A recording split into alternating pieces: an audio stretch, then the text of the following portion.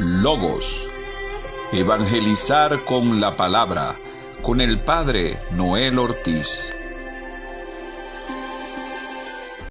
El Señor esté con ustedes. Lectura del Santo Evangelio según San Marcos. Gloria a ti, Señor. En aquel tiempo Jesús fue a su tierra en compañía de sus discípulos.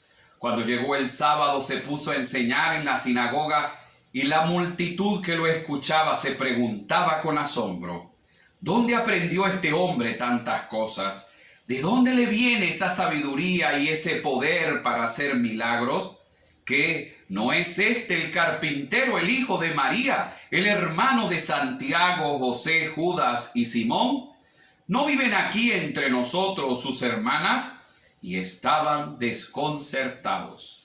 Pero Jesús les dijo: todos honran a un profeta, menos los de su tierra, sus parientes y los de su casa. Y no pudo hacer allí ningún milagro, solo curó a algunos enfermos imponiéndoles las manos, y estaba extrañado de la incredulidad de aquella gente. Luego se fue a enseñar en los pueblos vecinos. Palabra del Señor. Gloria a ti, Señor Jesús. Queridos hermanos, en este cuarto domingo del tiempo ordinario, la liturgia de la palabra nos ubica en el profetismo de Israel, en las consecuencias que implica ser profeta que anuncia, pero que también denuncia. En la primera parte, el profeta comunica la palabra de Dios. No es su mensaje el que anuncia, sino el mensaje que Dios quiere comunicar a su pueblo. Pero ¿quiénes son los destinatarios del profeta? Un pueblo rebelde, testarudo, caprichoso. Esto hace muy dura la misión del profeta y le lleva a entrar en contradicción con sus destinatarios, porque no solo debe anunciar la buena nueva del reino, sino también debe denunciar el pecado, la injusticia y la mala conducta de su pueblo. Dios quiere que su pueblo enmiende su camino y por eso lo busca, lo corrige, lo exhorta para que se convierta y viva. Es la experiencia del profeta Ezequiel en la primera lectura, quien es enviado a un pueblo de dura cerviz, de corazón duro, y a pesar de eso no lo excluye de su reino. Quiere comunicarles su palabra para tocar su corazón. No es fácil aceptar los errores y corregirlos, y mucho menos aceptar a quien nos dice la verdad, a quien nos hace ver nuestras fallas, y más si somos testarudos, soberbios, malcriados y orgullosos. El apóstol, al igual que el profeta, debe lidiar con sus destinatarios. Cuando la palabra del Señor corrige y exhorta, debe pasar por tantas pruebas y calamidades con tal que el mensaje llegue a su destino.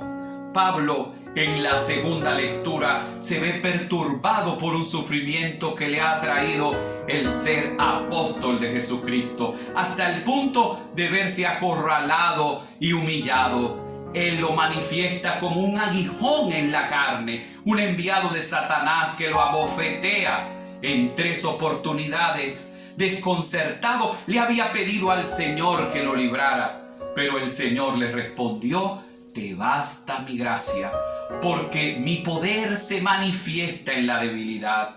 Dios hace fuerte a sus elegidos, pero no les quita el sufrimiento ni las contradicciones que tienen que pasar por el anuncio del Evangelio, sino que los fortalece en la fe para poder enfrentar las flechas incendiarias del mal y el rechazo de la gente. Esta es la experiencia que también vivió Jesús entre los suyos, en su familia y entre sus coterráneos. Quienes lo conocían lo habían visto en su vida oculta en Nazaret y ahora no podían creer que el muchacho, el hijo del carpintero, tan callado y escondido en la casa de su madre, ahora de la noche a la mañana se había convertido en un gran predicador Y no solo eso, sino que se rumoraba que había hecho milagros en muchos pueblos. Sin embargo, en su propio pueblo no pudo hacer ni un milagro. ¿Por qué? Por la falta de fe de su familia y conocidos. Se cumple el dicho: nadie es profeta en su propia tierra. El Mesías había crecido entre ellos y no lo reconocían, no lo podían ver, porque estaban llenos de soberbia, envidia y orgullo. La fe es el puente para llegar a Jesús, para ver la grandeza que esconde su persona, su vida, y dejarnos fascinar por su palabra. La fe no es un mero sentimiento de la presencia de Dios, es caminar, sufrir, caer y levantarse tratando de ser fiel a Dios, a quien no vemos con nuestros ojos materiales, pero sí con los ojos del Espíritu. Pues si vemos las cosas como nosotros queremos, entonces dejaría de ser fe y sería certeza de lo que queremos ver. No es como nosotros digamos, sino como Dios diga.